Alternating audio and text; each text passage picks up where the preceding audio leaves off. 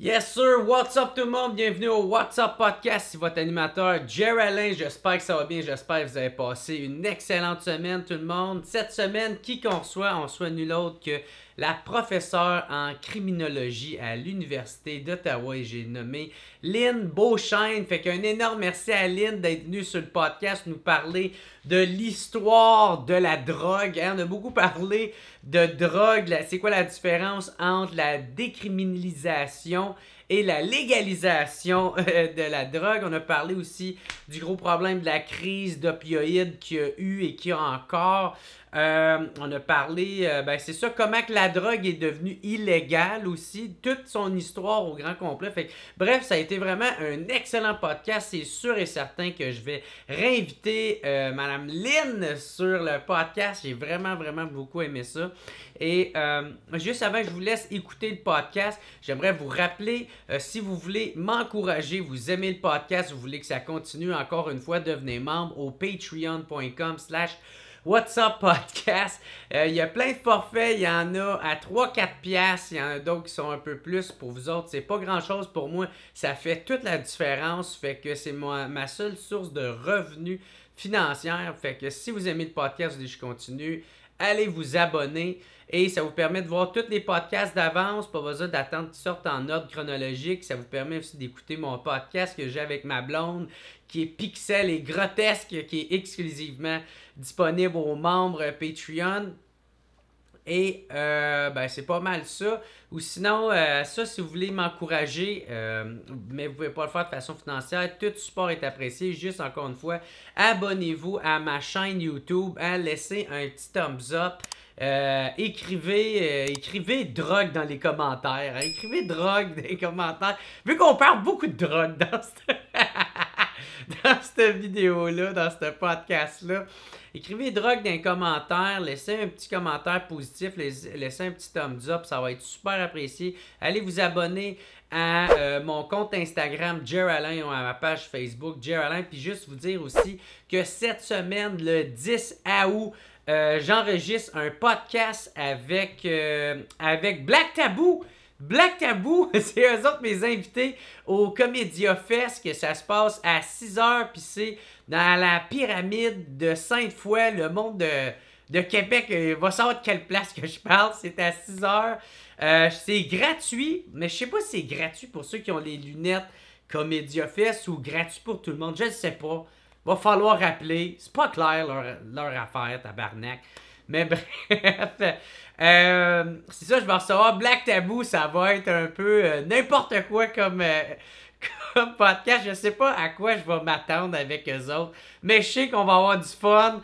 Puis tout ça, ça va être dans l'humour et dans le plaisir. Fait que c'est ça, on se voit le 10 août. À Pyramide de Sainte-Foy à 6h. Et c'est ça, je pense que c'est premier arrivé, premier servi aussi. En tout cas, bref, appelez là-bas, vous allez bien avoir des détails. Là. Ou sinon, c'est pas mal ça. J'aimerais remercier encore une fois mon team WhatsApp de cette semaine. Alex The Voice, Faux le Graveur, Laser, Marc-Antoine Laflamme, Michael Pomerleau, Monsieur Camaro, Méo pis son gros pieux Vistec, puis Steve Baudouin alias Mofo. Fait qu'un gros merci à mon team WhatsApp, un énorme merci à Lynn Beauchesne. Merci à tous mes Patreons, puis sinon on se revoit le 10 août à 6h à Pyramide de Sainte-Foy. Fait que yes sir tout le monde, passez une excellente semaine et bon podcast tout le monde. Et ciao!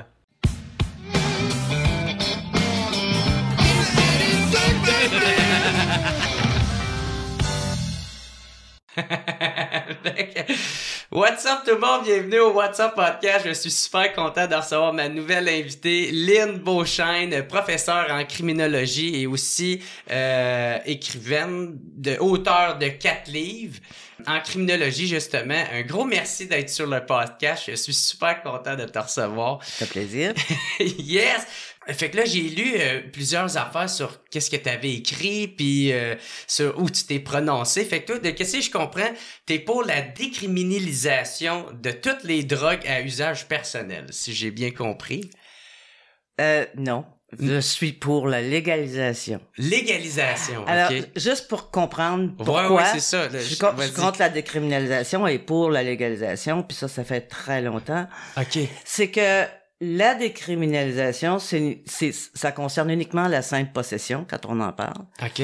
Et ça signifie simplement que les gens vont chercher les mêmes cochonneries sur le marché, ils s'injectent les mêmes babelles, ils sniffent les mêmes babelles, il n'y a aucun contrôle. Et sauf que s'ils sont en possession, juste en possession, on les arrête pas. OK. Fait que, Ça règle pas le problème. Ça règle pas le problème. Tu sais, c'est un peu, je veux dire, légaliser, la grande différence de légaliser signifie que on contrôle le marché, on contrôle le contenu, on contrôle la qualité, comme on a fait pour le cannabis. Le cannabis, on l'a légalisé. Donc, en termes de santé publique, pour moi, on doit redécouvrir les usages de certains produits parce que le marché noir il fait en sorte que il y a beaucoup de cochonneries, n'importe quoi est coupé avec n'importe quoi, tu sais pas exactement ce que t'achètes. Ça vient une roulette russe, là, quand et particulièrement les gens qui s'injectent, je veux dire, c'est encore plus difficile de gérer. Et c'est un peu comme dans le temps de la prohibition de l'alcool aux États-Unis. Je veux dire, les gens buvaient pas de la bière 0.5, là. Parce que tu trafiques pas de la bière 0.5. Je veux dire, c'est gros, c'est... Les bootleggers. Alors, c'était soit de l'alcool hautement concentré, soit de l'alcool trafiqué. Bon, c'est sûr que les riches ont toujours les moyens de faire des passe-passe pour avoir d'autres types de produits. Mais c'est juste pour dire que tant que tu gardes un marché illégal, tu gardes des produits frelatés, tu gardes des produits concentrés parce que c'est plus payant, parce que c'est plus facile à circuler. Et là, on dit, tu sais, c'est un peu comme si on disait, OK, regarde ce que ça fait l'alcool. Non, ce que ça fait l'alcool dans un contexte de prohibition. Les gens consomment n'importe quoi, il y en a qui se retrouvent à l'hôpital, tu consommes dans des très courts, t'es caché pour pas te faire prendre. C'est pas la même chose qu'être assis à une terrasse et de prendre un verre d'alcool. C'est ça, t'es gêné d'aller chercher de l'aide aussi. Et donc, oui, ça aussi, c'est extrêmement important, ce que tu viens de dire. Et c'est d'autant plus important que c'est pour une santé publique que je veux légaliser, c'est-à-dire que on va retrouver les usages doux des drogues, il y en a. On va apprendre à faire de la prévention. Quelqu'un sera pas tabou d'en parler, de dire je pense que je gère mal ma consommation de cannabis ou d'alcool ou de et donc on va pouvoir mieux intervenir en santé publique. Mais là, une situation où on décriminalise uniquement la possession simple, oui, ça fait qu'on n'arrête plus les usagers et encore. Ça change pas ce qu'ils consomment, ça change pas les conditions d'approvisionnement, ça change pas qu'ils sont obligés de voler ou pour avoir des revenus s'ils sont dépendants, ça empêche pas, je veux dire, ça change quoi en termes de santé publique? Pas grand-chose. Parce que si on regarde, mettons, qu'est-ce qui se passe avec les années, là, ça fait juste de plus en plus s'empirer, là, de qu'est-ce que je comprends. Puis le marché noir vient également avec la corruption, avec le trafic, avec je veux dire, avec tout, je veux dire, le marché illégal, il règle pas ses dettes chez le notaire, là.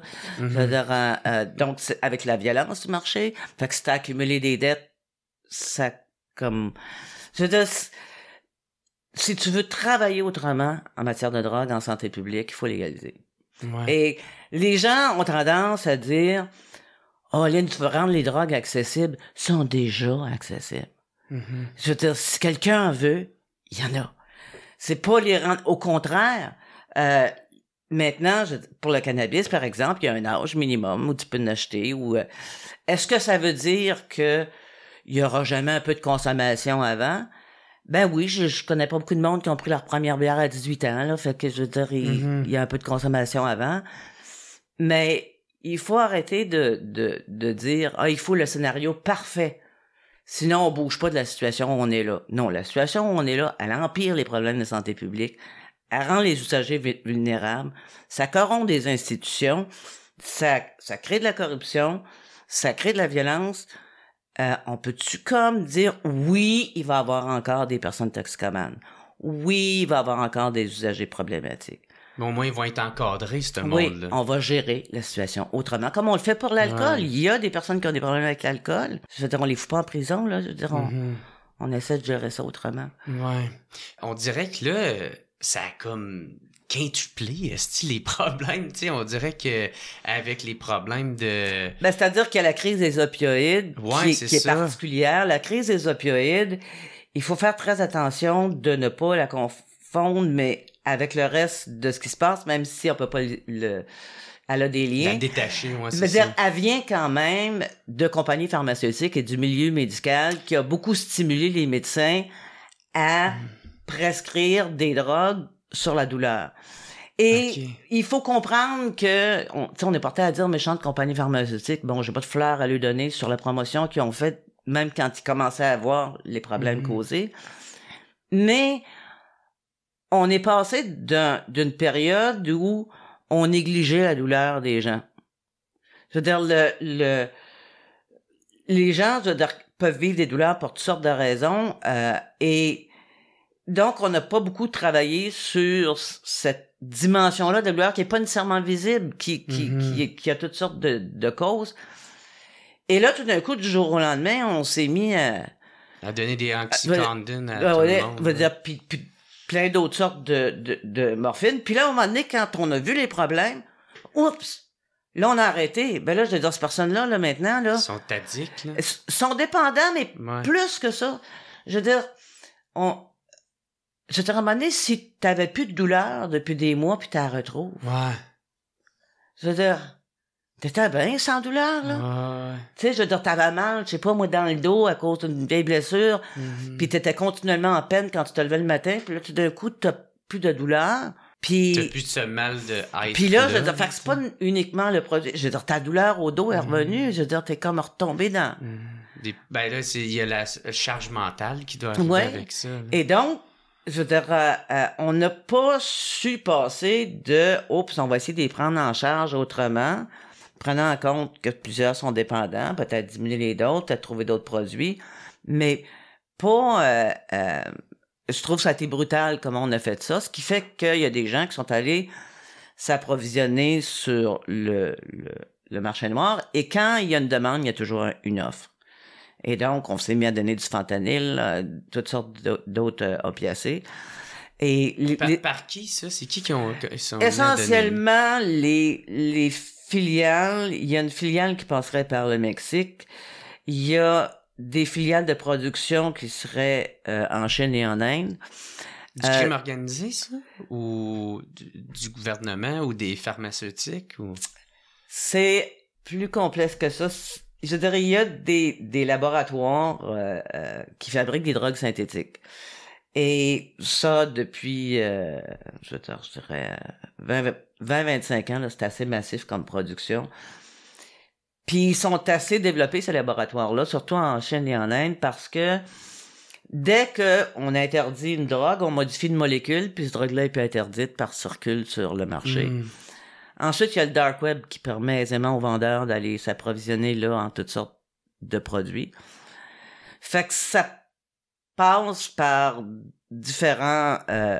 différentes façons. Par exemple, ça pourrait être toi qui t'en vas sur le dark web, c'est assez facile de rentrer sur le dark web, là, et qui achète, je sais pas, du fentanyl, mais d'autres produits aussi stimulants, etc., pour vendre dans le quartier. Puis ça t'est livré par la poste la plupart du temps. Puis là, tu vas dans le quartier.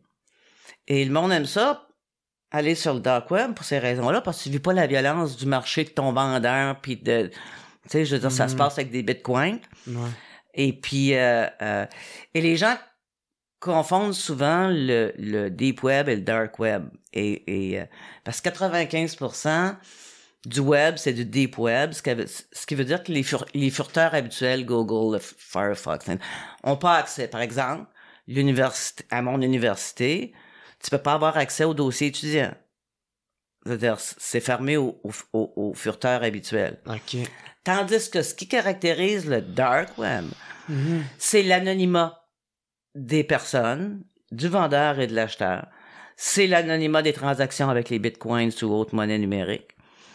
Et donc, c'est beaucoup moins un risque pour le vendeur d'aller acheter ces drogues-là parce qu'on sait pas qui il est, on sait pas, les adresses sont encryptées.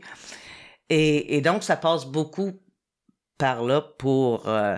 c'est pour ça que quand je dis filière mexicaine, je mets ça en gros guillemets, parce que est-ce que c'est des vendeurs mexicains qui sont sur le dark web et qui l'amènent aux États-Unis? C'est difficile de suivre. Fait que c'est de là pas mal ça provient, le fentanyl puis tout ça. C'est-à-dire qu'au début, il était prescrit. Ouais, puis c'est ça. Après ça, je veux dire, il s'est retrouvé dans la rue parce que la demande était forte. Puis là, c'est quoi? Il essaye, mettons, de le diluer pour compenser sur d'autres affaires. Là, après ça, tu sais, c'est toujours le vendeur, puis il fait un profit, puis il vend des plus petits vendeurs, puis il vend... C'est ça, puis qu'il coupe, puis à chaque fois, il coupe, mais en même temps, il y a comme une ignorance, des fois... Je veux dire, par exemple, on cassait des capsules de fentanyl, je veux dire, mais c'est parce que la capsule sert à la dilution lente de la drogue dans l'organisme. Si tu casses la capsule, la personne la vend, puis taf. Ça y fait d'un coup. Je veux dire, fait que... Je veux dire, à un moment donné, ça s'en va dans toutes les directions à ceux qui cherchent à faire de l'argent avec ça. Là. Fait que c'est pour ça que je dis, chacun souvent connaît pas l'étape plus haut. L'image que les gens ont, c'est les pyramides avec les familles. Oui, c'est ça. Mais c'est plus comme ça aujourd'hui. Là. Avec une hiérarchie. Oui, c'est plus comme ça. Puis... c'est un peu chacun fait son affaire de chaque côté. Puis les gens s'imaginent aussi le dark web comment, je veux dire, c'est là que... Si le dark web, depuis 2001 surtout, les sites où on vend des drogues sont des sites qui ressemblent à Amazon, si tu veux. Ou peut-être il y a comme t'as comme des onglets, vêtements, pistolets, rencontres privées. Et donc, il y a de tout, puis il y a drogue.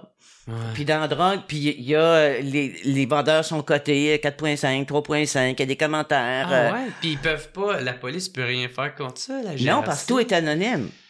Je veux dire, quand je rentre sur le dark web, je veux dire, on bloque les provenances des... Fait qu'ils utilisent des différents IP, genre... Oui, puis bon, ils ont réussi à fermer Silk Road 1 à un moment donné, mais...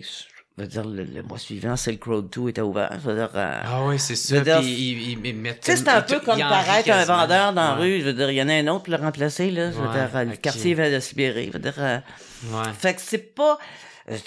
bon, au contraire, moi, pourquoi je milite pour ces sites-là, c'est pour la réduction des méfaits. C'est-à-dire, aller pénétrer les sites. Il y a des forums de discussion... ces drogues, pénétrer les forums, montrer, partager vos savoirs. Ouais, ça, t'es mieux de le prendre avec de l'eau, ça, fais attention à ça, ça m'aide pas. Genre ceux qui connaissent comme des chimistes, genre, ou des intervenants. Oui, ou des intervenants, puis à un moment donné, parce que quand tu parles à une personne, tu sais pas si c'est en Australie ou c'est ton voisin, là. Fait que, mais tu peux au moins entamer un dialogue qui fasse que on est plus informé, d'une part. Diminuer les risques. Puis d'autre part, si quelqu'un dit, je pense que j'ai besoin d'aide.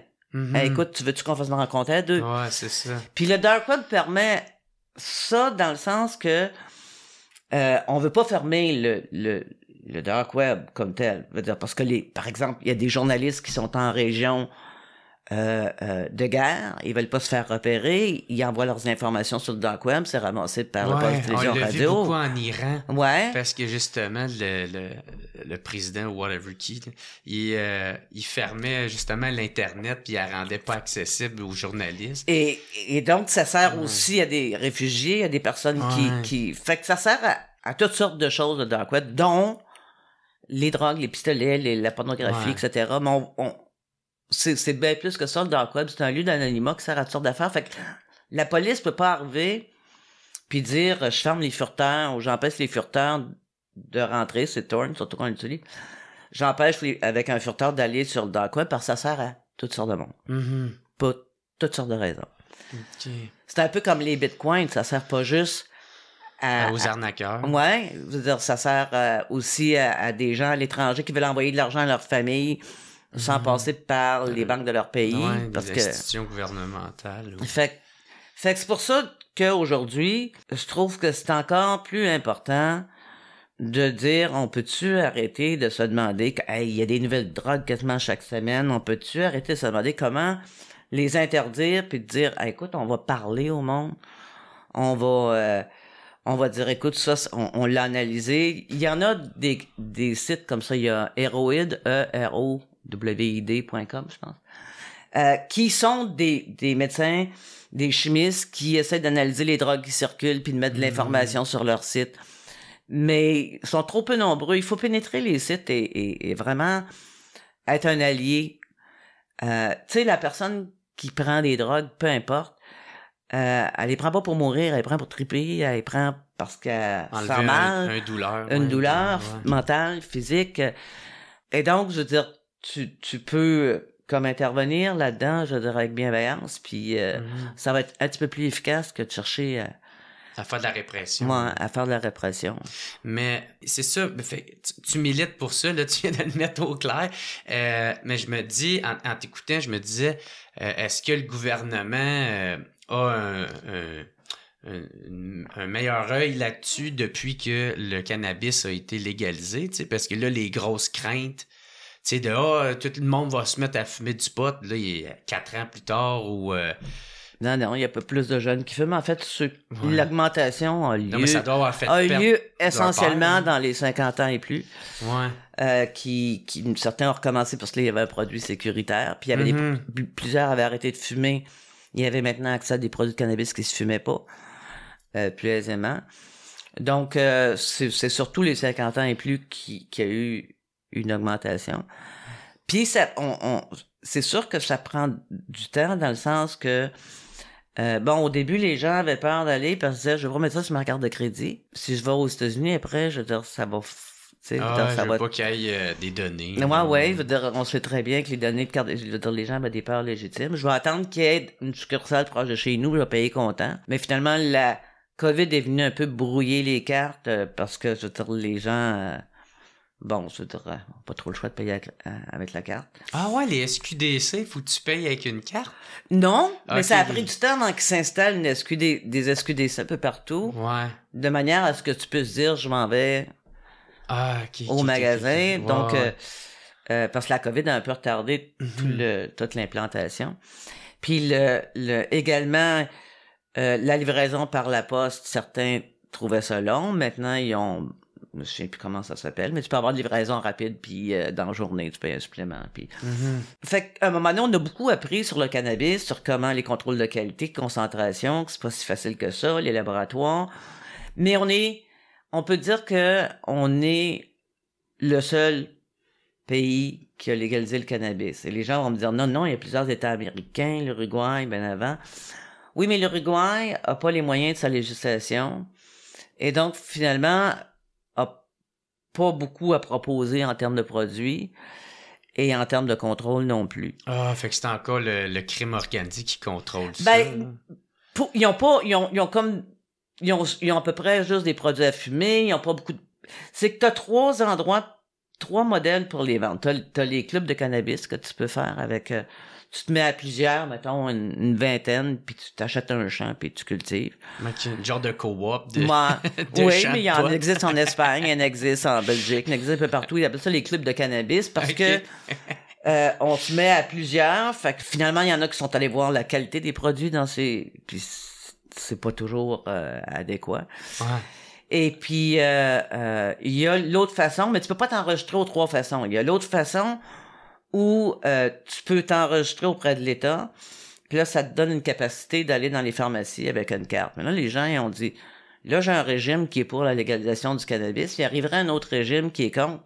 Ils ont tous les noms de ceux qui consomment du cannabis parce qu'il a fallu s'enregistrer. Ah, ouais. Fait que, donc, ils aimaient plus ou moins ça. Ouais. Fait que c'est assez compliqué, tandis que au Canada...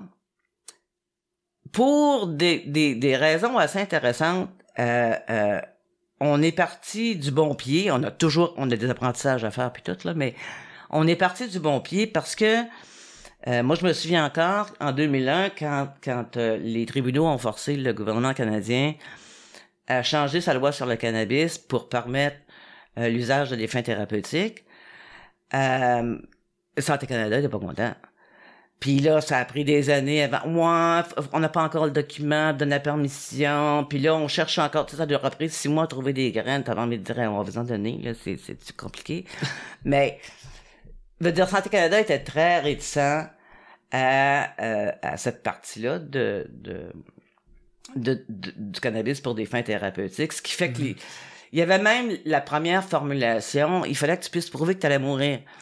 Dans l'année qui suit pour avoir du cannabis, en tout cas, ça a pris du temps, des recours aux tribunaux, mais ça a eu ses avantages, pas cette période-là pour les malades, et celle-là je la regrette, cette période-là pour les malades, mais quand les compagnies sont arrivées, et on oublie tout le temps ça, on attribue à Trudeau la légalisation, ce qui est vrai, mais les compagnies qui se sont installées pour fournir le cannabis pour des fins thérapeutiques, sont arrivés sous Harper. OK.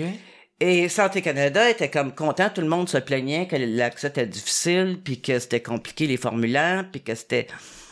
Et puis, il y a des compagnies qui ont dit, nous autres, on va t'arranger ça, on va faire un système qui est... Fait que là, c'était avant Justin Trudeau? Oui, c'était sous Harper, les gens l'imaginent pas, mais...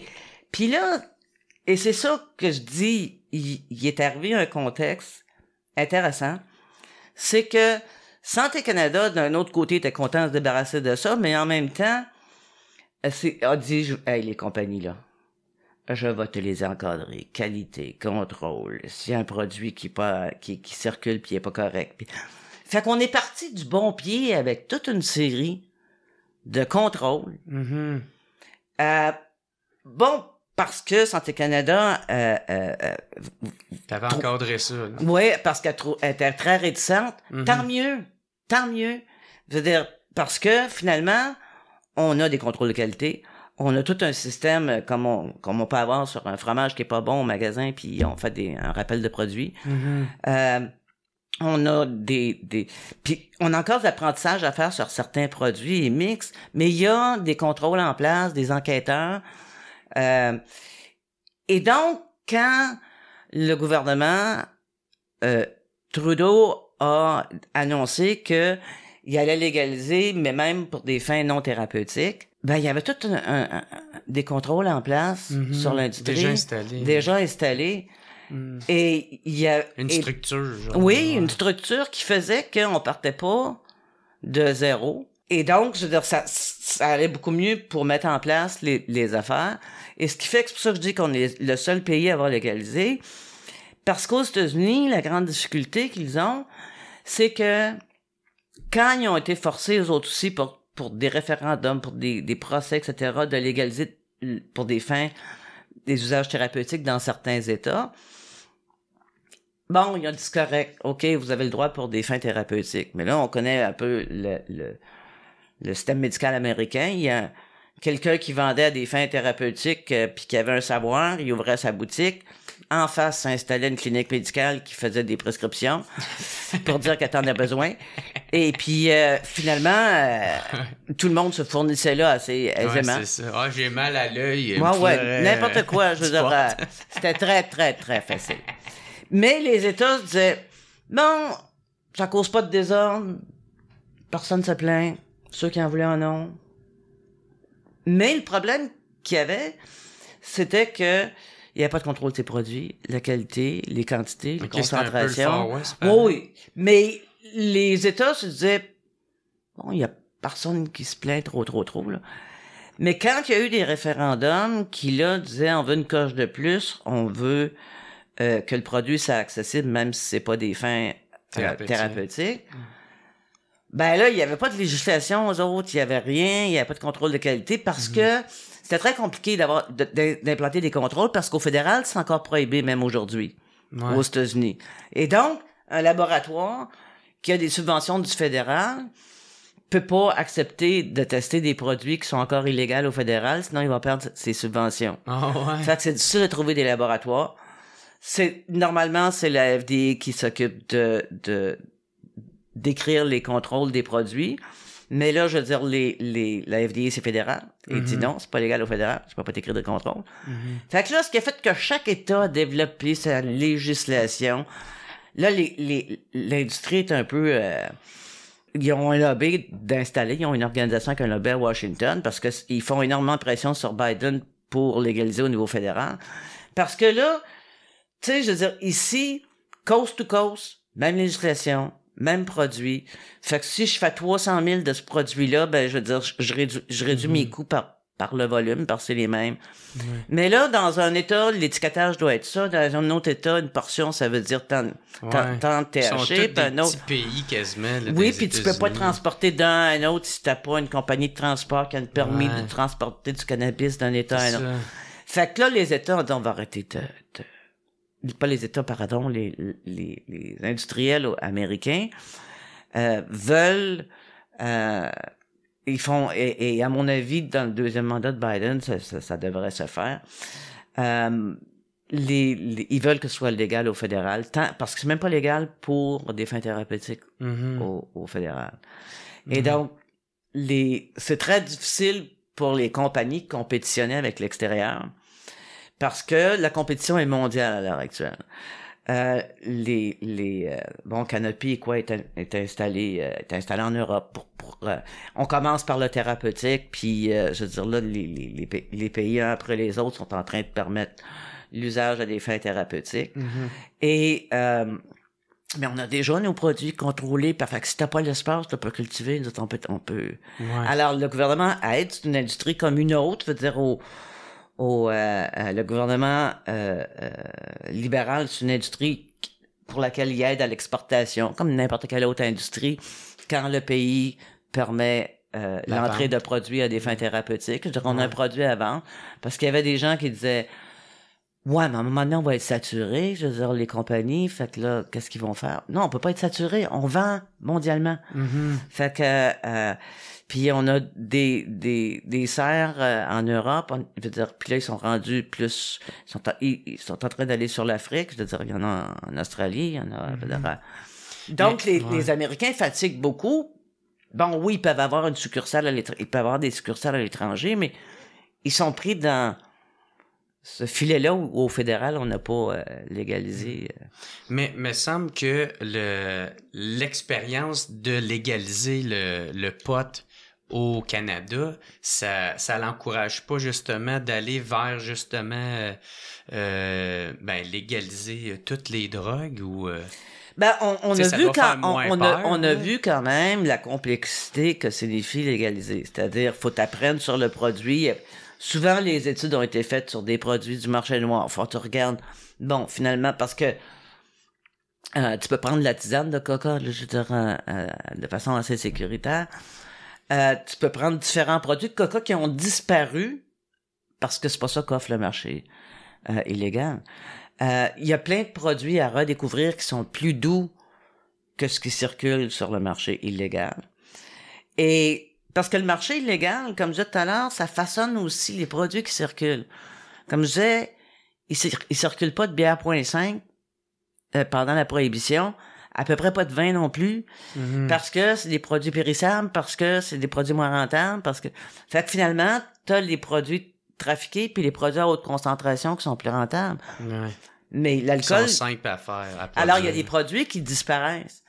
Et bien, c'est la même façon pour toutes les drogues. Je veux dire, il y avait des fumeries d'opium légalement au Canada et ailleurs au 19e. Bon, ça a disparu avec la prohibition, mais c'est juste pour dire il y a des formes peut-être à découvrir. Peut-être qu'il y en a qui vont rester, oui, ça peut être permis, mais prescrit, je veux dire, puis si tu as besoin de telle affaire, à partir de telle concentration, je veux dire, il faut faire une redécouverte des produits.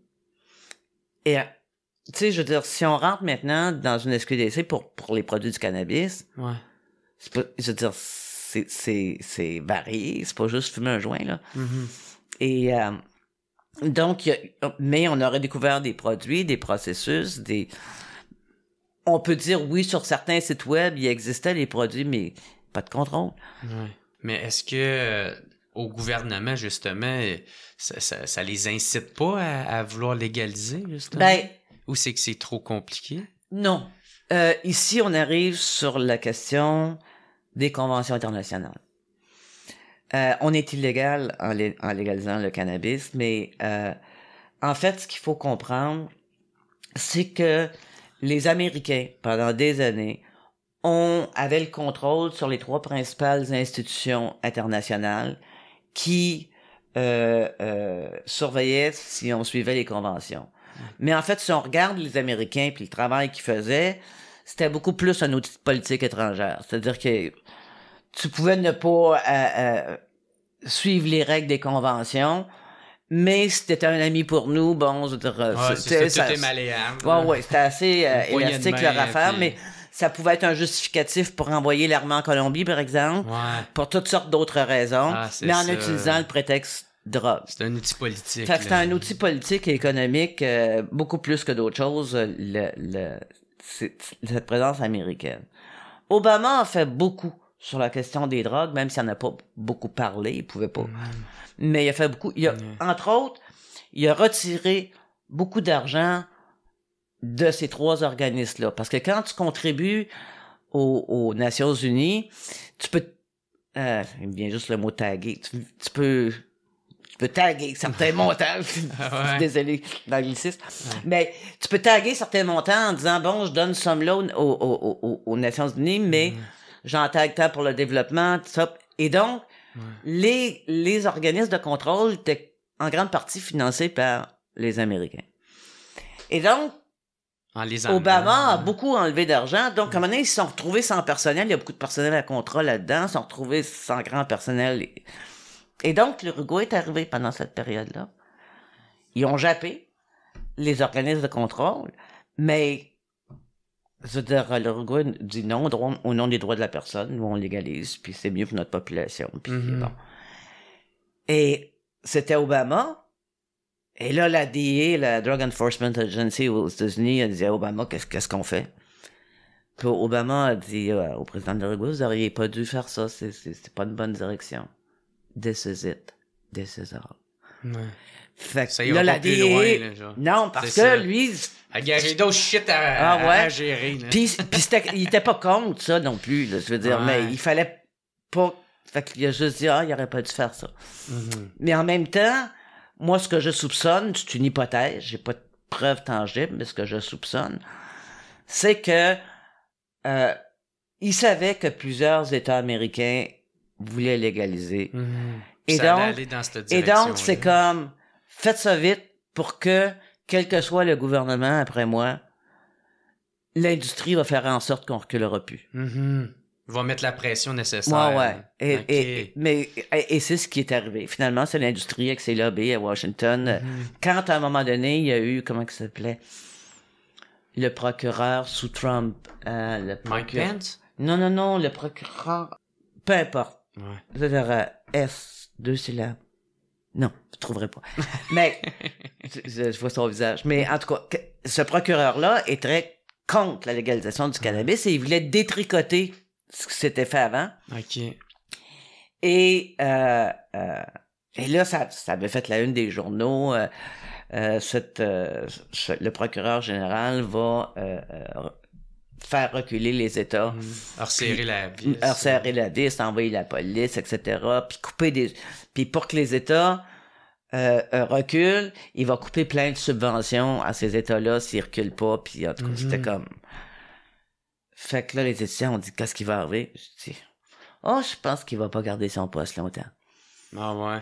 Parce que, j'ai dit, l'industrie est là.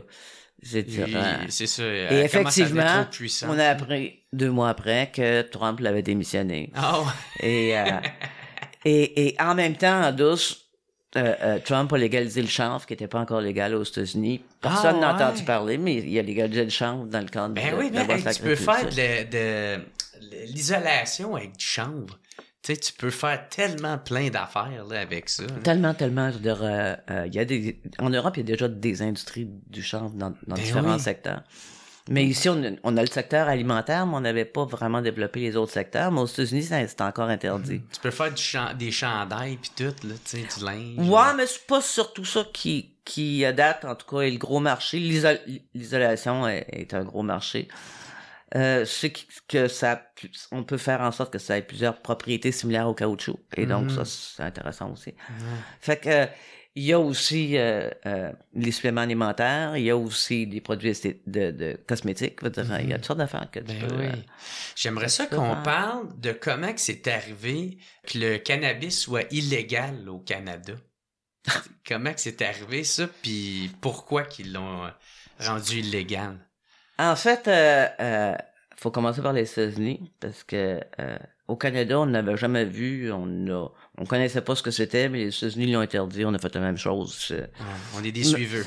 Je me souviendrai toujours quand j'avais une étudiante qui m'avait dit « Je vais faire ma thèse de maîtrise sur les débats au Canada lorsqu'on a criminalisé le cannabis. » J'ai dit « Pauvre chouchoune, je ne permets pas de thèse de maîtrise sur 5 pages de texte. » Fait qu'il n'y a pas eu de débat, là. C'était il y a une drogue. Alors, faut commencer par les États-Unis pour comprendre pourquoi le cannabis a été interdit. En fait, il faut même reculer à la cocaïne, puis ensuite l'héroïne. Au début, quand pour des raisons qui n'ont rien à voir avec la santé publique, mais qui ont à voir avec des enjeux politiques, économiques, internationaux, entre autres le fait que la Chine avait boycotté les produits américains en 1905 parce que il trouvait que le gouvernement faisait rien pour les sévices puis le racisme que subissaient les Chinois aux États-Unis. Et certains se faisaient lyncher, c'était vrai qu'il y avait de la violence contre la population chinoise. Et un des commerces, parce que les Chinois, un coup qu'on a eu plus besoin d'eux autres, ont développé des commerces pour survivre. Là, il n'y avait pas dans ce temps-là le bien-être social ni le chômage. Bon, il y avait le jeu, il y avait des activités de prostitution, bien sûr, mais il y avait... Je suis pas en train de dire que tous les Chinois étaient impliqués là-dedans, mais il faut quand même reconnaître que dans les quartiers chinois, on retrouvait souvent ces activités. Il y avait les fumeries d'opium. Ouais, OK. Donc, il y avait des gens qui allaient dans les quartiers chinois fumer de l'opium. Pour d'autres activités aussi, mais entre autres, fumer de l'opium. Et fumer de l'opium, à un moment donné, est devenu... parce que c'était pas le seul pays où ça se passait comme ça, est devenu le symbole du vice des Chinois. Regarde comme c'est une race complètement vicieuse. Je veux dire, ils fument l'opium. En même temps, on en prescrivait dans les bureaux de médecins, là, mais c'était fumer de l'opium qui était perçu immoral. Et surtout que les femmes allaient dans les fumeries d'opium parce qu'elles étaient interdites dans les bars. Et donc, certaines allaient se rencontrer dans les fumeries d'opium. Et ce qui était considéré encore pire, c'était que c'était des femmes qui avaient de l'argent, pour plusieurs, parce que, je veux dire, les femmes qui n'avaient pas d'argent n'allaient pas dans les fumeries d'opium. Non, puis les fumeries d'opium, il y en avait de toutes sortes. Il y en avait un peu comme il y a toutes sortes de restaurants, toutes sortes de bars. Et donc, à un moment donné, fumer de l'opium est devenu symbole de l'immoralité chinoise. Et ça justifie, tu sais, un peu comme... Les gens qui veulent justifier leur intolérance raciale vont dire, ouais, mais de toute façon, ces gens-là, tu vois ce qu'ils font, bon, ben. C'est devenu l'excuse. Ouais, c'est devenu l'excuse, je veux dire, pour avoir un clou à frapper dessus. À frapper dessus, mais.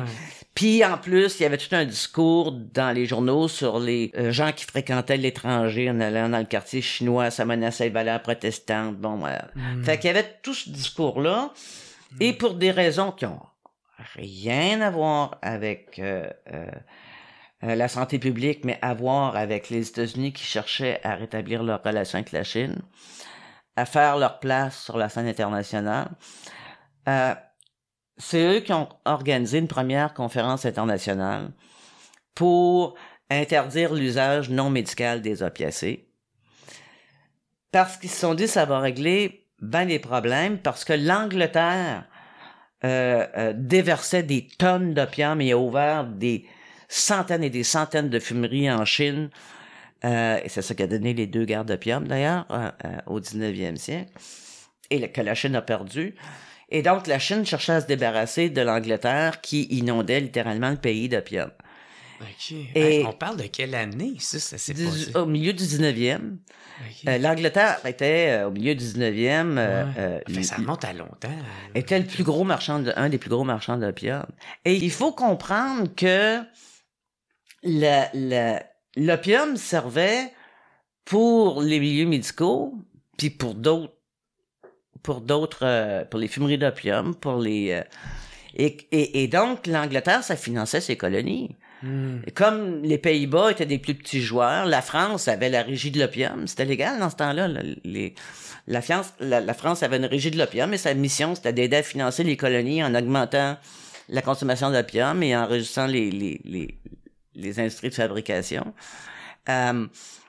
Et donc, faut penser que c'était légal. Mais en même temps qu'on s'en servait pour financer les colonies, au 18e, mais surtout au 19e, ben là, je veux dire, à la maison, on commençait à s'ouvrir des fumeries d'opium et tout ça, puis là, je veux dire, c'était correct de le faire dans la colonie, mais je veux dire, à la maison, on voulait pas de ça. Alors, il faut comprendre qu'au 18e et au 19e, bon, ça servait à financer les colonies, cette expansion du marché de l'opium, parce que, oui, ça fournissait le marché médical, mais il y avait tout un autre marché à côté, particulièrement les fumeries d'opium, mais également ensuite la morphine, puis bon, l'héroïne. Et donc, on voulait pas, dans les métropoles, des fumeries d'opium, mais on continuait le commerce dans les colonies. Et là, les Américains sont arrivés, ont fait une première rencontre à Shanghai, au début du 20e, et 1908, je crois, avec la Chine et certains autres pays pour dire on va interdire l'usage non médical d'opium. Et là, les pays, c'était comme embêtant. Je veux dire, ils étaient impliqués dans les colonies. Tu veux pas perdre le marché qu'il y a là, mais d'un autre côté, ils savaient que ça ferait plaisir à la population parce que, je veux dire, on voulait fermer les fumeries dans les métropoles.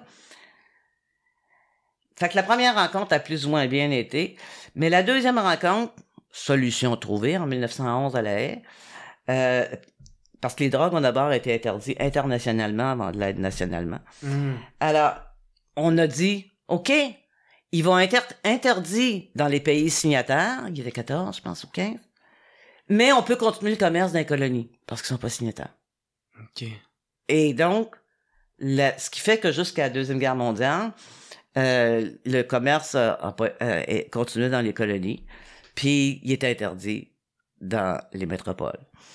Et donc, ça a été comme ça, les premiers interdits ont été faits pour des raisons politiques, économiques, etc. Et morales. Fait que ça faisait plaisir à la population, mais c'est pas ça l'origine. L'origine, c'était vraiment les Américains qui cherchaient à faire leur place internationale.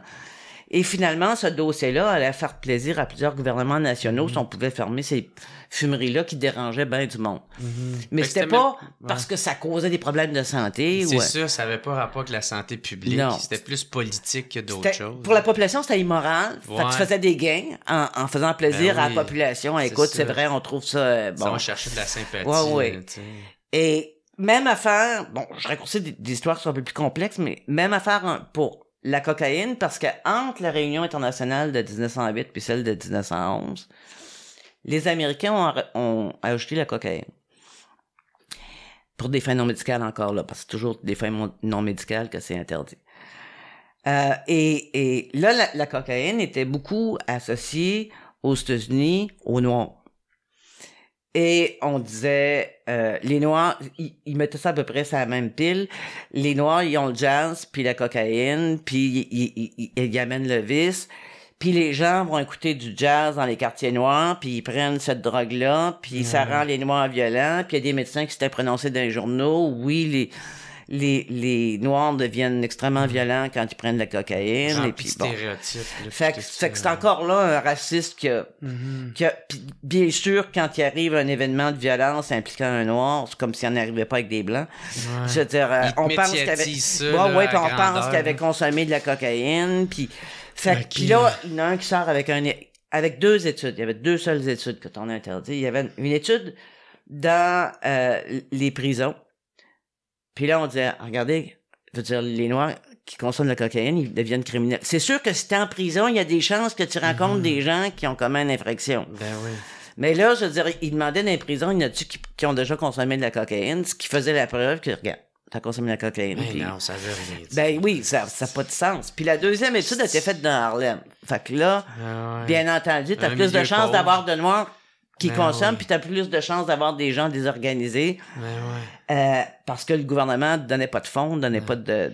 C'est des études qui sont faites pour... Tu sais, c'est comme s'il y avait déjà leur réponse. C'est des études qui sont racistes. C'est ça. Tout simplement. Non, mais tu sais, je vais aller faire une étude pour confirmer qu'est-ce que je pense, tu sais. Sauf que il y avait des médecins qui confirmaient dans les journaux à pleine page pour dire oui, on essaie d'arrêter ça, la cocaïne, les Noirs, ils sont... Puis c'était les Noirs et la cocaïne. Puis comme si... Puis là, on disait... on parlait pas des Blancs, c'était des Noirs qui allaient corrompre des Blancs, comme c'était des Chinois qui allaient corrompre des Blancs. Les Blancs, eux autres, ils n'auraient jamais fait ça aussi. Bon. Hein? Fait que... Et là... Il s'est dit, bon, on va régler ce problème-là, je vais faire plaisir à la population. Je vais dire, écoute, moi, je suis le gouvernement qui a interdit l'usage non médical. Fait que s'il y en a qui prennent ça en dehors des usages médicaux, et de toute façon, il n'y a pas eu vraiment de marché illégal de cocaïne après l'interdiction, comme il y en a eu un pour l'héroïne, parce que les amphétamines sont arrivées sur le marché, puis ça a un peu remplacé. Mais donc, c'est juste pour dire que l'histoire des interdits en matière de drogue est extrêmement raciste. Et là, j'arrive au cannabis, à la question, je l'ai pas oubliée, que tu m'as posée. Elle est associée aux Mexicains. Ouais, c'est ça. Dans 4 États du sud des États-Unis, pour remplacer la population noire suite à la fin de l'esclavage comme travailleurs, puis au Mexique, on avait beaucoup de difficultés, fait qu'il y avait une grande immigration de Mexicains pour venir travailler et être nourris, logés, parce qu'il y avait pas... Les salaires étaient vraiment minimes. Ouais. Mais c'est la population mexicaine qui a essentiellement remplacé la main-d'œuvre noire qui travaillait dans des conditions d'esclavage pour les fermiers. Et donc, à un moment donné... dans les années 25, il y a comme des associations de travailleurs qui ont commencé à se former pour dire, ben là, c'est pas vraiment un salaire qu'on a, là, tu sais, entre l'esclavage noir qu'il y avait avant puis les conditions dans lesquelles on est.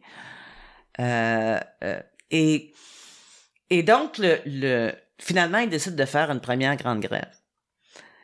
Et pour dire, on va être mieux payé. Mais ils ont fait la première grande grève, mais c'était le crash de 29.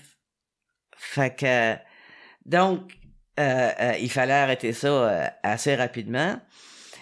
Et là, je veux dire, pour arrêter ces formations ouvrières qui voulaient se former en syndicat, parce que c'était les premières formations de syndicats aussi à cette période, ben on a dit, on va créer des lois qui vont nous permettre de déporter ou de mettre en prison tout Mexicain qui encourage les gens à être mieux payés, puis à s'organiser, puis... Fait que là, ils ont dit, bon, ben, ceux qui n'ont pas de papier, ceux qui peuvent pas déclarer d'adresse. Puis là, ils ont dit, hey, les Mexicains, ils consomment du cannabis. Ça ne dérangeait pas avant. Mais là, ils se sont dit... ça a été l'excuse. Là, on dit, ben, en tout cas, s'il y a des papiers pour une adresse, ils vont au moins consommer du cannabis. Je veux dire, fait que on met, puis ceux qui consomment du cannabis. Et comme ça a permis de casser les mouvements ouvriers mexicains. Et on a copié la recette pour la cocaïne. On avait une recette dans les prisons mexicaines. Dans les prisons, pour montrer que les Mexicains, ils consomment du cannabis. Regardez, ils sont en prison. Des études. C'est ça. Ça veut dire la même chose. Même recette. Et ensuite, pourquoi ça s'est étendu à tous les États-Unis? Parce que c'était juste concentré dans la population mexicaine. C'était pas une drogue qui était connue aux États-Unis, même quand elle était interdite. C'est que Anslinger, qui était du bureau des drogues dangereuses, ben, il se passait plus grand-chose au niveau de l'héroïne sur le marché illégal. Et J. Edgar Hoover avait dit, écoute, son petit bureau, on va l'absorber, nous autres, au FBI, puis je sais pas pourquoi ce sera un bureau à part avec des fonds puis du personnel, on va tout... Et là, il a vu que son poste était menacé, puis son bureau, il fallait qu'il montre son utilité, puis vite. Mais là, en fouillant, il voit qu'il y a une drogue qui a été interdite dans 4 États du Sud, mais il n'y en a pas ailleurs. Aux États-Unis, personne ne connaît cette drogue-là. Fait que là, il se met à écrire, parce qu'on les a tous trouvés, les brouillons, il se met à écrire des articles journaux. À chaque fois qu'il y avait un événement non expliqué, comme, je sais pas, une jeune fille se jette par la fenêtre, puis tombe dans la rue. Fumer du pot. Fait que là, lui, écrivait, il se dépêchait, nous enquêtons là-dessus parce que nous croyons que c'est cette nouvelle drogue, puis il savait écrire avec du sang, puis de la sensation, puis tout ça. Puis là, il a envoyé ça aux journaux. Les journaux aimaient ça, ce genre de nouvelles-là, ça pognait. Ouais. Fait que là, t'as eu de plus en plus de monde qui se sont mis à avoir peur du hashish, du cannabis, sans en avoir jamais vu.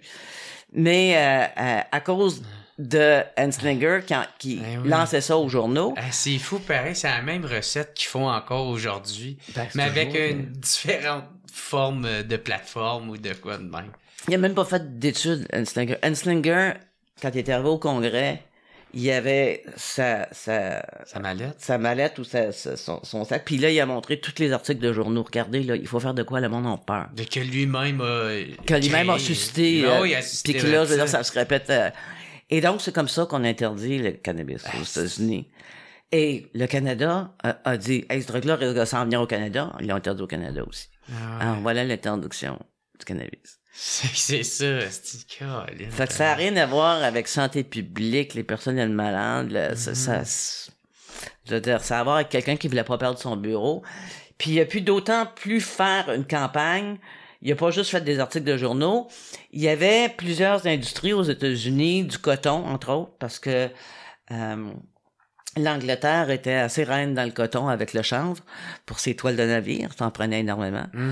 Tous les fermiers, oui, c'est vrai, ça. Tous les fermiers en Angleterre étaient obligés d'avoir une portion de leur terrain qui cultivait du cannabis pour faire des toiles pour les navires. Puis eux autres avaient du coton et ils voulaient compétitionner le chanvre et donc ils voulaient pas voir que quelqu'un se lance dans le chanvre aux États-Unis. Et donc on a financé Anslinger, on l'a essayé, on commençait aussi à faire du papier. Et donc, les compagnies l'ont financé pour pas que ça compétitionne les autres modes, les autres façons de faire du papier. L'industrie alimentaire. Donc, finalement, il a reçu plein d'argent de l'industrie Anslinger, ce qui fait qu'il a pu faire des premières vidéos qui existaient à l'époque. Tu sais, le cinéma était naissant, puis au début avant de voir un film, t'avais des nouvelles ou t'avais des... Fait que là, tu pouvais avoir cannabis, la nouvelle drogue, bon. Fait que... et donc, il y a eu énormément de moyens de l'industrie. C'est pas que l'industrie a initié ça, mais... Avait tout à gagner de financer son bureau. Puis pas vraiment l'industrie pharmaceutique, parce que pharmaceutique, il travaillait plus sur le cannabis, ça faisait un bout parce que d'autres drogues synthétiques étaient arrivées, mais plusieurs industries avaient peur que ça devienne un produit industriel, surtout que même Ford cherchait voir si ça pouvait pas faire du Le président, ça? Non, pardon, Ford, les voitures. Pour voir si ça pouvait pas faire un carburant intéressant. Je veux dire, fait que là, à un moment donné, il y avait plusieurs industries qui commençaient à dire, bon, c'est pas encore là, mais... peut-être ça va venir. Ouais, peut-être ça va venir, puis ça fera un concurrent. Fait que finalement, Anslinger a reçu beaucoup de financement de l'industrie pour cette raison-là. Fait que ces histoires, ils ont... Parce qu'il faut penser, il n'y a pas Internet, il n'y a pas les moyens de communication d'aujourd'hui, là. Il n'y a pas... Fait que finalement, mais pourquoi ça s'est répandu à travers les États-Unis? Parce que Anslinger a fait ça, mais parce qu'il a reçu énormément d'appui de l'industrie pour créer des pamphlets distribués de boîte aux lettres à boîte aux lettres, toutes sortes de moyens. Et donc, c'est comme ça qu'a été interdit le cannabis. Là, je vois que le temps, il avance, fait que je veux aussi parler de quelque chose. Je sais pas si tu as suivi le cas, mais je sais que à Vancouver, c'est ça, si on en revient avec la crise d'opioïdes, là, à Vancouver, ils ont carrément perdu le contrôle de quasiment, je pense, des quartiers, là, que... Ouais, mais... Je sais pas si tu peux m'éclaircir là-dessus. Je suis pas de près l'évolution, mais quand même avec un œil. Et bon, il y a les frontières avec les États-Unis parce qu'ils ont commencé à être actifs aussi pour la vente là-bas, mais il faut faire attention toujours avec la partie visible. C'est-à-dire que, un exemple, si moi je rouvrais un centre ici, pas loin de chez toi, puis je rouvrais un centre, puis je dirais toutes les personnes qui ont des problèmes de dépendance avec les opiacés, on va les aider, on va essayer de les soigner, on va leur donner du matériel propre pour s'injecter, on va... Là, à un moment donné, t'aurais 3000 personnes dans le quartier, je veux dire, autour de... Puis là, tu dirais, le quartier ici, là, il y en a de la dope. Mais c'est pas ça, c'est parce que c'est là que sont les services. Fait qu'il faut faire attention, les services, à un moment donné, fait en sorte que ça tient certaines clientèles autour. également la proximité avec les États-Unis au niveau frontalier puis de services, etc., qui fait aussi que il y a des choses qui ont traversé plus facilement du côté de la Colombie-Britannique. Mais il y a sauf que réellement, quand ils ont demandé de l'aide, c'était le gouvernement Harper, quand ils ont sonné l'alarme. Quand ils ont, je veux dire, puis plusieurs, j'ai des collègues chercheurs qui sont beaucoup plus compétents que moi sur le dossier, mais qui me disaient, avant la crise opioïde, ils me disaient, on regarde les médecins prescrire, là, ça va éclater, ça. Ah, OK, ils le voyaient venir. Ils le voyaient venir. Ils disaient, ouais. c'est incroyable les quantités, on est 5 fois plus qu'avant, je veux dire, ça va. Quand ils vont réaliser les dommages, puis qu'ils vont arrêter de prescrire, ça va être... puis les vendeurs sont prêts pour ce moment-là. Et donc... Pour les remplacer. Mais eux autres voyaient venir parce qu'ils suivaient plus ces dossiers-là. Ouais. Fait que, je veux dire, c'était... on n'est pas arrivé à sensibiliser les gouvernements, puis je suis pas en train de dire, bon... Il faut garrocher des roches à Harper, ça serait passé différemment sous d'autres gouvernements, j'en sais rien. Mm-hmm. Mais sauf qu'il n'y a rien qui a bougé sous le gouvernement Harper. Et même sous le gouvernement libéral. Pour ça que quand tu dis, est-ce que, bon, maintenant que le cannabis, on serait prêt à d'autres choses, ben, il reste que pour la crise des opioïdes, ça a pris du temps avant d'agir. Puis tu sais, il est mort plus de personnes de la crise des opioïdes que de la COVID. Fait que les gens qui travaillent dans le milieu puis qui regardent l'argent qu'on a mis sur la COVID, puis eux autres qui commandent, c'est ça. On va dire quelques dollars pour aider les personnes. Mais tu sais, c'est plus payant à aider des personnes âgées que des personnes qui sont dépendantes d'opiacés. Je veux dire, Parce que là, c'est ça, à Vancouver, j'ai regardé les chiffres, puis c'était environ 11 000 personnes qui étaient mortes d'overdose depuis 2016 à Vancouver. Oui, ça, juste à Vancouver. Oui, oui. On a été moins touchés dans l'Est, mais c'est à cause des réseaux et de la façon dont ça fonctionne. Mais il reste quand même que ça fait des années que des chercheurs sonnent l'alarme. Bon, moi, j'étais pas une des personnes les plus proches du dossier, là. Je veux dire, c'est des chercheurs qui me disaient, on se fait pas entendre, non. Mais, et donc, il y en avait qui voyaient venir ce qui allait arriver et qui sonnaient l'alarme, Mais ça ressemble à quoi? Es-tu capable de me faire, mettons, un portrait de à quoi ça ressemble le problème à Vancouver d'opiacés? Ben, il est pas particulier à Vancouver. À Vancouver, il est particulier, oui, à cause des filières qui ont accéléré, mais il y a aussi, et là, on est en train de mettre au jour le dossier, et j'ai pas lu les dernières nouvelles là-dessus. En Alberta, d'ailleurs, c'est la même chose aussi. C'est que des représentants des compagnies pharmaceutiques américaines sont activement venus voir des médecins un après l'autre pour augmenter les prescriptions d'opiacés, particulièrement en Colombie-Britannique et en Alberta. Peut-être ailleurs aussi, là, il y a des gens plus compétents que moi sur le dossier, mais sauf que ça l'a accéléré certainement dans ces provinces-là. Et ils ont poursuivi d'ailleurs la compagnie pharmaceutique qui fabrique les produits. Mais il reste que on peut bien poursuivre les compagnies pharmaceutiques. Là, on sait qu'ils peuvent étirer la chose et qu'au bout de la ligne... Bon, ils vont s'en sortir. Ils ont payé, là, mais tu sais... Sauf qu'il y a des dommages. Il y a des dommages maintenant. Puis là, je veux dire, tu peux pas laisser tomber ces personnes-là. Là. Je veux dire, maintenant, ils sont dépendantes puis de produits que pour plusieurs, ils ont commencé à prendre chez le médecin. Puis que maintenant, ils prennent dans la rue. Puis en même temps, je veux dire, c'est tout ce que tu as à leur dire. Écoute, on va t'aider à arrêter de consommer, puis tu vas retrouver ta souffrance, puis on n'a pas d'autres produits à te donner. Ça marche pas, là. Fait qu'il faut faire un usage plus intelligent des antidouleurs, plus contrôlé. Et donc, mais on a un gros problème sur les bras. Et il est certain que si tu laisses s'approvisionner sur le marché illégal, ben là, je veux dire... Ça se trouve avec n'importe quoi. Oui, puis c'est un peu comme c'était pendant la prohibition de l'alcool, des alcools à 80-90% qui circulaient le plus parce que plus facile à trafiquer, plus profitable. Bien aveugle à boire. Le fentanyl se trafique très bien. C'est gros comme un point. Je veux dire, je te livre un magazine, puis je dis les yeux des personnes, c'est du fentanyl. Fait que dans le magazine, je t'envoie ça par la poste. Fait que c'est très facile à trafiquer dans toutes sortes de produits. C'est très petit. Mais c'est plus intéressant, tu sais, que de l'herbe de cannabis, je veux dire. Fait que, donc, très rapidement, les produits proposés sont beaucoup plus forts. Puis toi, Ils sont très dangereux. Oui, et surtout sans contrôle adéquat. Fait que... Puis c'est quoi qui est proposé justement par ces intervenants-là? C'est quoi qu'ils veulent? Ben qu'on refasse un suivi médical en prenant en compte des raisons initiales pour lesquelles ils ont pris le produit. On les offre un cadre aujourd'hui? Oui, un cadre, qu'on régule le produit, puis la douleur. Là, il écoutait le discours des compagnies, puis le discours des compagnies, c'était comme, t'augmentes la dose, c'était pas trop compliqué, là. Fait que là, peut-être qu'il y a un mix de médicaments, peut-être qu'il y a Là, on a fonctionné à partir du discours d'une compagnie en disant, bon, on a enfin trouvé un produit contre la douleur, puis on s'est mis à prescrire ça. Puis ça a fait toutes les conséquences que ça a donné. Et donc, il va falloir retrouver un accompagnement de la douleur. Ça a l'air que ça, c'était pas ça veut pas dire de plus donner du tout d'opiacés. Pour certaines douleurs, je veux dire, les opiacés sont encore le meilleur contrôle.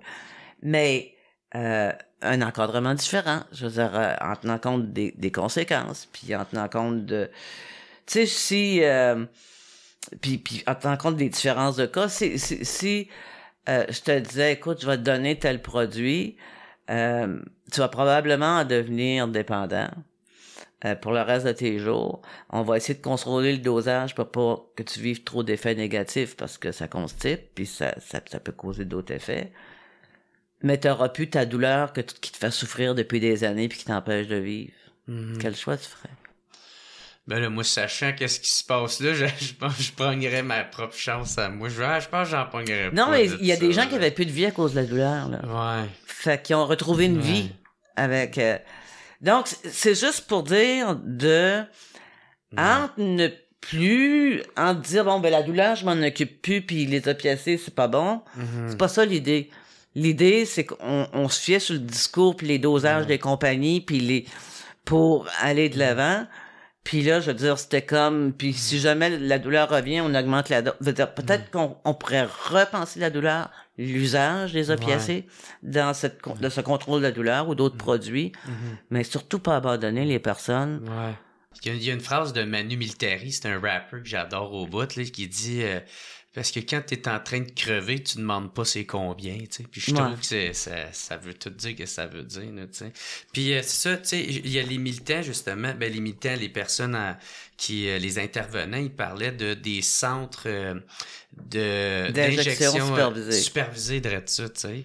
Puis ça, c'est quoi, dans le fond? C'est quelqu'un qui a des problèmes, justement, de consommation. Ouais, mais je veux dire... moi, j'aime mieux les centres de distribution d'héroïne qu'il y a en Suisse, qu'il y a en Australie, qu'il y a aux Pays-Bas, où on donne de la bonne héroïne aux gens qui sont devenus dépendants. OK, pas de la méthadone ou de la... Non. Les centres d'injection supervisée, c'est tout ce qu'on peut offrir, mais c'est à cause du cadre légal actuel. On peut leur donner, une aiguille propre, je veux dire, vérifier que les outils d'injection sont corrects, qu'ils sont dans un endroit sécuritaire pour le faire, qu'ils peuvent prendre leur temps, puis si jamais ils ont d'autres besoins, on peut les aider. Mais c'est encore la même cochonnerie qui se met dans le bras, là. Fait que tandis que en Suisse, puis là maintenant ça s'est répandu ailleurs, ils ont des centres où tu peux t'injecter de l'héroïne, mais on la fournit. Je veux dire, on s'arrange non seulement pour que t'aies de l'héroïne, mais on te donne une dose plaisir. Ça veut dire quoi, une dose plaisir? Parce que souvent, les gens qui sont dépendants ont pas les moyens, tu sais, tu tombes en manque. Puis là, c'est comme si t'avais... Fait que là, tu vas aller voler. Oui, mais là, t'as juste les moyens d'acheter une dose pour enlever le manque. OK. Mais ça fait longtemps que t'as perdu le plaisir initial c'est ça. de prendre le produit. Fait que finalement, on te donne en d'autres termes, on te donne de la bonne dose. OK. Puis, on te donne aussi une dose plaisir. Puis au début, je me souviens, j'étais allé voir à Genève une clinique puis qui prescrivait de l'héroïne. Mon Dieu, c'est bien suisse. C'était comme de telle heure à telle heure, je me souviens pas les heures exactes, mais c'est comme 7h à 9h le matin, puis ensuite de telle heure le midi, puis telle heure le soir. Puis dans le fond, quand tu regardes les études évaluatives, après, cette intelligence qu'il faisait, c'était on va te donner de la bonne héroïne, des bonnes conditions de consommation. Ensuite, on ferme. Puis pour ceux qui veulent rester parce que, bon, ils veulent retrouver un logement, ils veulent chercher un emploi, ils veulent... Retrouver une autonomie. Moi, oui, on va les aider, puis... Mais on dit pour ça, faut qu'ils vivent de jour. S'ils se tiennent que ça même gang la nuit, c'est ça. Ouais, c'est ça. C'est-à-dire, faut qu'ils vivent de jour. Ouais. Alors donc, on leur dit, écoute, si tu vis de jour, on a de la bonne héroïne pour toi. Mm-hmm. Fait que, et effectivement... Essayer de le reprogrammer à avoir une vie... Oui, parce que l'héroïne, ça fait... l'Angleterre a à peu près toujours prescrit de l'héroïne aux héroïnes amantes, sans problème. Depuis, ils n'ont jamais... quand je veux dire, si quelqu'un venait puis avait une dépendance, puis je veux dire, c'était le médecin qui en prescrivait puis qui le suivait. Ça a arrêté un peu dans les années 80 quand t'es arrivé, c'était quel gouvernement aux États-Unis qui a fait pression? Puis quand t'es arrivé, c'était Margaret Thatcher en Angleterre, puis aux États-Unis, c'était Bush dans ce temps-là, pas? OK. Fait que, anyway, je veux dire, là, ça a été comme scandaleux. Mais ils faisaient ça depuis, c'était quoi, ils ont mis ça en place en 1925? Est-ce qu'ils envoient les bénéfices dans la société? Il n'y avait pas de marché noir en OK. Angleterre. Parce que, je veux dire, si t'avais développé un problème, ils te fournissaient de façon sécuritaire. Mhm. D'ailleurs, je sais pas si c'est encore vrai aujourd'hui, mais dans les années 80, c'est eux autres qui avaient les plus vieux héroïnomanes. Parce que l'héroïne n'attaque pas les organes vitaux. Donc, finalement, puis si tu t'approvisionnes dans des conditions adéquates, mais je veux dire, le monde travaillait, le monde... Ils se retrouvent pas dans la rue, ce monde-là. Non, mais tu peux travailler, tu vas chercher ton héros le matin, t'en vas à l'ouvrage, tu reviens chercher le midi. Puis là, justement, la personne chemine, puis là, elle dit, c'est gossant, 3 fois par jour, aller chercher...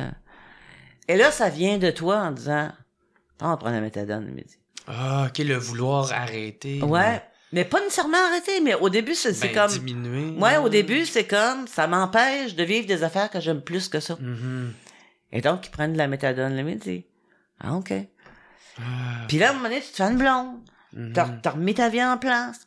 Mais là, je veux dire, tu voudrais partir la fin de semaine avec. Ouais, parce qu'on donne juste de la méthadone. Puis ça veut dire que t'es stabilisé depuis un bout, puis que ça va bien.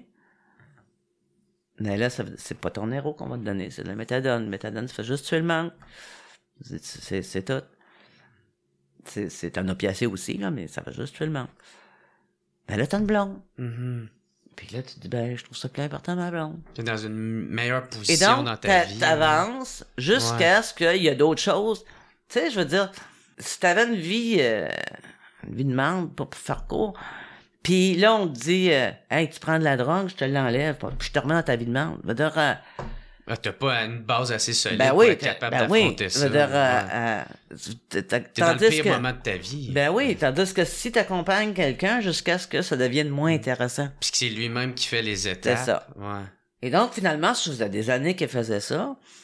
Et les gens, maintenant, ils ont un système en pharmacie en Angleterre où les gens s'en vont à la pharmacie la plus proche de chez eux, puis ils vont chercher le matin, puis ensuite ils s'en vont travailler. Fait que quand t'es stabilisé, tu peux aller chercher ta méthadone, mais aussi de l'héro dépendant. Comme si quelqu'un, ça fait 25 ans qu'il consommait de l'héro, ben ils vont... La personne a de l'héro. Fait que chaque cas est différent. Sauf qu'ils ont remis des gens en mode d'insertion sociale. Ils se détruisent plus en consommant. Il y a un plaisir, tu sais, ils ont un plaisir qu'ils aiment, puis bon, ils veulent pas s'en passer, puis ça, le petit 20 minutes après que t'as consommé, que t'es... Non, ben c'est tout. Je veux dire, c'est pas pire que quelqu'un qui prend un verre de vin, puis Ben, tu sais, ça le détruit pas. Ça le... Fait que... et donc, ils vont cas par cas, puis c'est ça qu'on commençait à implanter les centres de prescription d'héroïne. Je devrais pas dire prescription parce que c'est pas dans le mode médical, mais d'injection d'héroïne, mais là, on la fournit de qualité. On fait une démarche avec les gens. Et ce que j'ai aimé, c'est les mesures qu'on a prises en Suisse pour les premiers programmes. On n'a pas dit est-ce qu'ils consomment moins comme principale mesure. On a dit est-ce qu'il est mieux. Mm-hmm. est-ce que sa vie est mieux organisée? Est-ce qu'il se sent mieux? Ça part tout de là. Donc, les mesures de bien-être qu'on appelle montraient que, je veux dire, une grande partie des gens, bon, c'est sûr, il y en a qui ont lâché, puis il y en a qui vont revenir peut-être plus tard, mais une grande partie des gens disaient non, je commence à organiser ma vie, je me sens mieux, ça faisait longtemps que j'avais pas parlé à mes parents, je veux dire, tes relations commencent à se renouer. Oui, et donc, c'est pas ça qu'on veut. Que les gens, ils mettent plus leur vie à risque en consommant de drogue, puis qu'ils se sentent mieux. Je pense que c'est ça qu'on veut. Mais si tu me dis le but, c'est d'arrêter de consommer, ben non, le but, c'est que la personne se sente mieux puis qu'elle soit plus à risque à cause de sa consommation. Mais le but, c'est pas d'arrêter de consommer. Je veux dire, Ben, faut que ça vienne de la personne même. Oui, mais sauf que il y a un discours qui me fatigue là-dedans, dans le sens qu'on est tous dépendants de payer notre hypothèque, de notre blonde, de prendre soin d'un tel, on a toutes des dépendances qui nous tiennent en équilibre. Ouais, c'est comme la pensée puritaine, là, de genre d'être pur. Oui, je veux dire, tu sais, je veux dire, une vie, c'est dépendre de tes amis, de ton travail, de payer ton hypothèque, de peu importe, mais une vie, c'est dépendre. C'est ce qui nous connecte à l'environnement.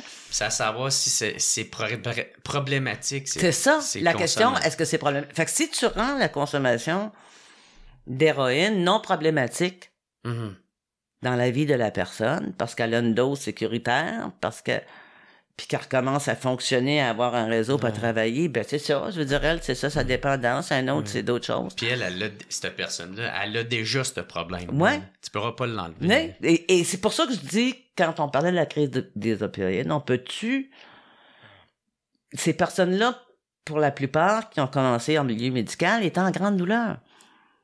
On peut-tu, comme, dire, ben peut-être que pour certaines, c'est ça. Je veux dire, arrêtez de penser à il faut toutes les arrêter de consommer des opiacés. Non, peut-être que pour un, puis pour l'autre, puis pour... Tu ne régleras pas le problème, sinon. Se soucier d'abord avant tout de leur bien-être. Qu'est-ce qui serait le mieux pour leur bien-être? Tu sais, c'est un peu comme... Je tenais qu'on focalise sur les drogues. Tu sais, si moi on me disait ta fille bouffe... je sais pas, 20 bananes par jour, puis est en train de se rendre malade avec ça, ça fait 1 mois que ça dure. Mon premier réflexe, ça serait pas « il faut interdire les bananes ». Non, mon premier réflexe, ça serait « qu'est-ce qu'elle a, ma fille? » Ouais, c'est ça. Et on oublie... Qu'est-ce qui l'a mené à ça? Qu'est-ce qu'elle a, la personne? Ouais. Parce qu'il y a personne qui dit « moi, mon grand rêve dans la vie, c'est de devenir toxicomane. » Il y a quelque chose qui les a menés à ça, puis...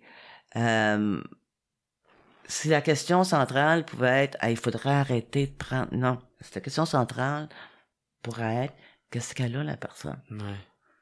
On sera déjà dans des meilleurs questionnaires pour les stratégies. Hey, Lynn Beauchesne, ça a été vraiment un plaisir. Gros merci. Je te laisse le mot de la fin. Y a-tu de quoi que tu aimerais plugger si le monde veut te suivre ou... Il y a 2 mots de vocabulaire que j'entends, que j'aimerais ça qu'à la longue, ils disparaissent. Les gens qui disent le gouvernement libéral de Trudeau a légalisé le cannabis récréatif. Et le cannabis médical existait avant, mais là, c'est récréatif. Ça n'existe pas, le cannabis récréatif. Ce qui existe, c'est du cannabis, c'est à peu près les mêmes produits sur les 2 marchés. Puis quand on regarde les motivations à consommer du cannabis, c'est essentiellement pour se détendre, pour relaxer, pour s'automédicamenter, pour toutes sortes de raisons. Le récréatif, il occupe un petit carreau, là. Et je trouve que ça, c'est encore du vocabulaire moral. Mais il vient d'où, ce vocabulaire-là? C'est que lorsque des malades sont allés devant les tribunaux pour réclamer l'accès au cannabis à des fins thérapeutiques, ils ont dit, hey, c'est pas comme les autres que c'est récréatif. Nous autres, on en a besoin. Ouais, c'est ça. Puis les tribunaux ont repris ce langage-là, mais surtout, tous les gouvernements, excepté l'Uruguay et l'Alaska, tous les gouvernements qui ont légalisé le cannabis à des fins thérapeutiques avaient encore le cannabis en dehors de ces usages-là criminalisés. Et donc, mais c'était les mêmes produits. Ouais. Et donc, il devait faire une grande, grande différence entre les deux. Il y en a un qui c'est pas moral, puis l'autre, il en a besoin pour sa santé. Non, non, je veux dire, les gens prennent pour leur bien-être. Certains ont besoin d'un suivi médical, puis certains non. Puis il y en a une petite partie qui se prend du fun avec les amis. Mais arrêtez avec ce discours moral de récréatif. Je veux dire, on a les données, là, on a de plus en plus de données sur les motivations à consommer, puis, je veux dire, c'est pas la donnée dominante avec les amis. Ben, le message y est lancé. OK. Hey, gros merci, Lynn Beauchesne. Ça m'a fait plaisir. Merci beaucoup tout le monde d'avoir écouté. On se revoit la semaine prochaine. Ciao tout le monde. It's the What's Up Podcast. What's Up Podcast. What's Up Podcast. Avec Jeremy Alain. Yeah, yeah, yeah, yeah, yeah, yeah. Boom, boom, boom, boom, boom.